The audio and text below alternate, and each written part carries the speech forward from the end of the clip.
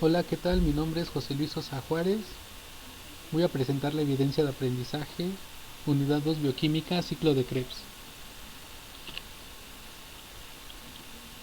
Comenzamos. El ciclo de Krebs es una ruta de oxidación de átomos de carbono que durante el proceso se libera dióxido de carbono y la energía producida queda momentáneamente en las coenzimas reducidas, como el NAD y el NAD protonado y el FAD con dos hidrógenos, y consta de 8 pasos. Aquí se muestra un esquema del ciclo de Krebs de los 8 pasos. Y lo más importante, que es que el balance general del ciclo comienza con la acetilcoenzima A para formar GTP.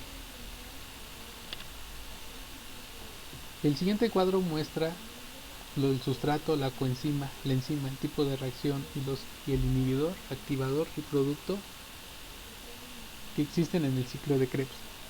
Algo muy importante, los cofactores es un componente de tipo no proteico que complementa a una enzima para que tenga lugar, para que se lleve a cabo la reacción enzimática. Y vamos a ver aquí los tipos de reacciones, que es condensación, hidratación, oxidación, descarboxilización, hidratación, etcétera. Entonces ahora, tenemos que la coenzima A comienza con la formación de... No, perdón. La coenzima A está compuesta por adenina, un azúcar tipo ribosa, fosfatos, ácido pantoténico, cistenamina y lo más importante, el grupo acetil. Tenemos el primer mecanismo. La enzima citrato sintasa tiene 3 aminoácidos clave en su sitio, donde se ancla el oxalacetato y mediante una reacción de condensación aldólica, vemos que se forma un enolato, se presenta el medio básico donde el residuo de AsP375 abstrae un protón de la acetilcoenzima A en la posición alfa al carbonilo.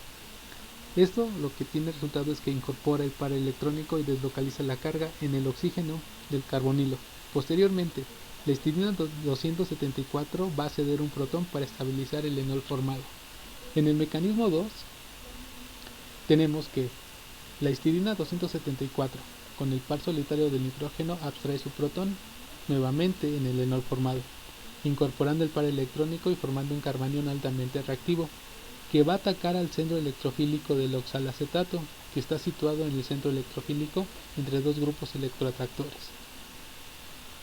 Se lleva a cabo el ataque nucleofílico y a su vez el carbonilo atacado del oxalacetato abstrae un protón del residuo 320 de histidina para formar un complejo oxalacetato que forma un puente de hidrógeno con el residuo de histidina 274. Y en el mecanismo 3, como existe agua en el medio y la acetilcoenzima A es un buen grupo saliente en el medio de reacción, uno de los protones del agua es abstraído por el grupo amino de la histidina, que subsecuentemente ataca el carbonilo para formar el ácido correspondiente y devolviendo a la acetilcoenzima A como una especie protonada, y obtenemos el citrato como producto de esta reacción. Y observamos también que dentro de la enzima citrato sintasa, los residuos de ACP y de histidina funcionan para poder llevar a cabo la reacción. Ahora tenemos la reacción 2, que es la isomerización del citrato, la conitasa.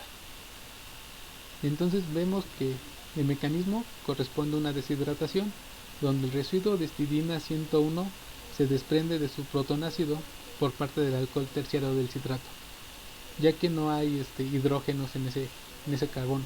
Posteriormente, el residuo de serina 642 abstrae un protón beta del carbonilo introduciendo el par electrónico para formar una especie en esa conformación cis. Entonces tenemos que en esa conformación cis la molécula es plana, entonces rota a 180 grados y el ataque nucleofílico posteriormente se lleva mediante el lado opuesto a la molécula. Entonces, ¿qué es decir? Como es una molécula plana, no existe impedimento estérico y el ataque nucleofílico se puede llevar a cabo. Y en el mecanismo 2, la especie formada es plana, como ya le hemos mencionado. La histidina 101 abstrae un protón del agua y el ion hidróxido formado ataca al centro nucleofílico deslocalizando la carga y formando un carbanión que enseguida abstrae el protón del residuo 642 de serina, cambiando de conformación la molécula. Y el alcohol en esa posición es secundario. porque tiene un protón. Entonces ahora vemos aquí que dentro de la enzima aconitasa hay átomos de hierro coordinados, y estos átomos de hierro ayudan a formar interacciones electrostáticas para poder dar estabilidad. Y aquí lo podemos observar, que en este clúster podemos observar que esta molécula está en el espacio tridimensionalmente, y los sitios en los que abstrae el protón, y mencionar que que la reacción es reversible. Y aquí podemos observar que la especie formada por la deshidratación es plana, y aquí se lleva a cabo el ataque nucleofílico del agua, donde la histidina abstrae el protón, ataca y se forma un alcohol secundario. Ahora tenemos la primera descarboxilización oxidativa del isocitrato. La enzima isocianato deshidrogenasa tiene como un cofactor, que es un componente no proteico que complementa una enzima para que se lleve a cabo la reacción enzimática. Y el NAD positivo, que actúa como un aceptor de electrones de alta energía, generando en esta etapa el NAD protonado con fosfato. El mecanismo comienza con el alcohol secundario ataca a la enzima formando un complejo isocitrato enzima, donde el NAD con fosfato abstrae uno de los protones del carbono beta al carbonilo. Esto sucede ya que al formarse el complejo isocitrato enzima ayuda a catalizar la reacción y hace que el hidrógeno sea más lábil, es decir, que pueda ser abstraído. Se forma el carbono beta, un carbocatión terciario. Entonces, los carbocationes vienen primarios, secundarios y terciarios. El terciario es el más estable. Uno de los pares electrónicos del oxígeno se incorpora para estabilizar el carbocatión, formando un carbonilo y liberando el protón. Entonces, en el mecanismo 2, que es donde se libera el CO2, tenemos que el oxalosuccianato formado es estabilizado por un contraión de enzima, funcionando como un ácido de Lewis coordinando a los oxígenos de los carbonilos, la parte donde se encuentra el magnesio, la parte azul donde se va a llevar a cabo la descarboxilización, y la formación de un enolato, que a su vez es la parte reactiva, ataca un protón alfa del cetoglutarato. Entonces aquí en el paso 2, el oxígeno incorpora su par electrónico y a su vez la especie negativa formada ataca al protón para formar el cetoglutarato. Ahora tenemos que la segunda descarboxilización oxidativa del alfa-cetoglutarato. Aquí tenemos que la enzima alfa-cetoglutarato deshidrogenasa cataliza la reacción utilizando como cofactor tiamina difosfato. La tiamina difosfato sube una desprotonación en el paso 1 y ataca al cetoglutarato en el carbonilo, formando un complejo que es distribuido electrónicamente para liberar dióxido de carbono. Ahora, en el mecanismo 2, en el paso 2, el complejo formado de tiamina cetoglutarato pierde CO2, pierde una molécula de CO2. Posteriormente, en el paso 3, la lipoamina formada por un pentano con dos grupos azufres ataca el complejo formado de tiamina cetoglutarato, ataca a uno de los azufres abriendo el ciclo. Y después tenemos que en el paso 3 hay una redistribución electrónica que libera a la tiamina.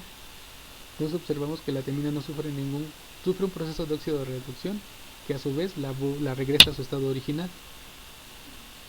Entonces tenemos que la lipoamina como una cadena lineal queda como una cadena lineal en el paso 4, y la coenzima SH ataca el carbonilo del fragmento añadido del cetoglutarato, que anteriormente sufrió una pérdida de CO2 para obtener como producto final succinil coenzima A como un producto de desecho, y la lipoamina con cadena abierta, que se vuelve a unir covalentemente para iniciar otro ciclo.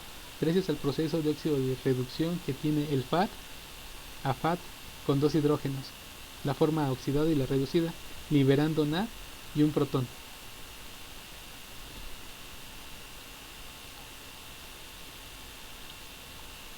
Entonces ahora tenemos la segunda formación, la formación del GTP a partir del succinil coenzima A.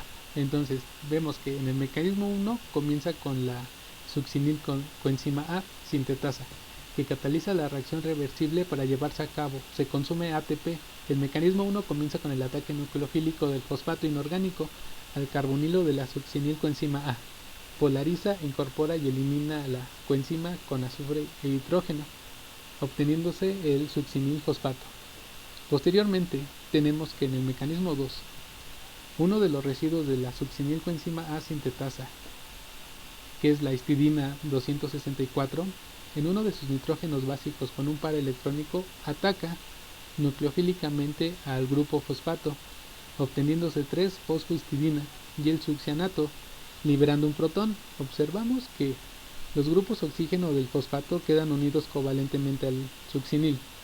Y finalmente en el mecanismo 3 tenemos que el guanosil difosfato, uno de sus oxígenos ataca al fosfato de la 3-fosfohistidina para recuperar la histidina con su protón e iniciar de nuevo otro ciclo.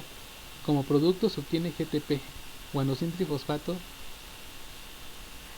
que tiene una función similar al ATP, ya que tiene la posibilidad de dar grupos fosfato para llevar a cabo uniones covalentes en biomoléculas. El paso 6, tenemos la oxidación del succianato a fumarato. La oxidación del succianato a fumarato se lleva a cabo mediante la acción de la succianato deshidrogenasa y con FAD, que es una molécula compuesta por una unidad de riboflavina, que es la vitamina B. Entonces lo que sucede aquí es que el estado oxidado del FAD, que lo mostramos en la molécula de la izquierda, entonces capta dos protones y queda en su forma reducida como FAD H2 y ayuda a formar el fumarato. Ahora tenemos la deshidratación del fumarato. La fumarasa es una enzima que cataliza la reacción reversible para la hidratación del fumarato.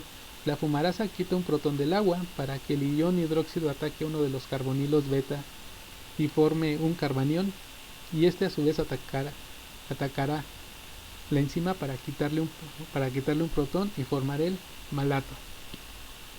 Entonces es un mecanismo muy simple que es reversible. Tenemos ahora la oxidación del malato a oxalacetato. La enzima malotato deshidrogenasa cataliza la reacción de oxidación empleando NAD positivo como aceptor de electrones. Lo que ocurre es que el NAD protonado abstrae un protón del carbono donde está ubicado el alcohol secundario y forma un carbanión.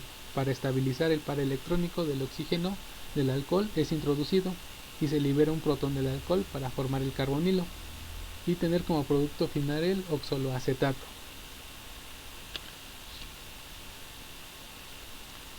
Ahora, en esta tabla observamos todas las reacciones involucradas en el ciclo de Krebs, tanto los productos y los reactivos, y si sumamos las reacciones individuales tenemos la reacción global del ciclo de Krebs que lo mostrábamos anteriormente, donde se forma GTP, que es uno de los precursores parecidos al ATP para proporcionar energía. Entonces aquí mostramos la suma global de todo el proceso, que es de acetil, coenzima A, agua, 3 de NAD positivo, FAD, GDP, pirofosfato para formar CO2, NAD positivo, 3 protones, FAD con 2 protones y GTP. Entonces, ahora nosotros tenemos que la reacción 1, tenemos que una molécula de glucosa produce 2 moléculas de acetil coenzima A para la formación de este precursor que es clave para iniciar el ciclo de Krebs. Y en la reacción 2 tenemos los reactivos y productos totales del ciclo de Krebs.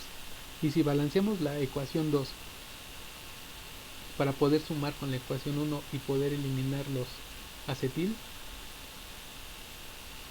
tenemos que multiplicar por 2 y sumar ambas. Y como resultado tenemos la ecuación número 3, donde tenemos que la formación de glucosa, hasta formar dióxido de carbono. Entonces la ecuación 3 nos indica la degradación de una molécula de glucosa a dióxido de carbono. Y en la ecuación 4 indica el resumen del balance de las moléculas de GTP que se producen en el ciclo de Krebs y su conversión a ATP. Y si nosotros balanceamos esta multiplicando por 2 para poder eliminar los GTP y sumándolos con la ecuación 3 y 4, obtenemos la reacción de degradación de glucosa hasta dióxido de carbono por vía glucólisis y el ciclo de Krebs. Y observamos, más bien tenemos como producto final al ATP, que viene siendo glucosa, dióxido de carbono, ATP, y eliminamos los GTP como un proceso de vía glucólisis. Pues esto es todo por parte de mi presentación del ciclo de Krebs. Muchas gracias.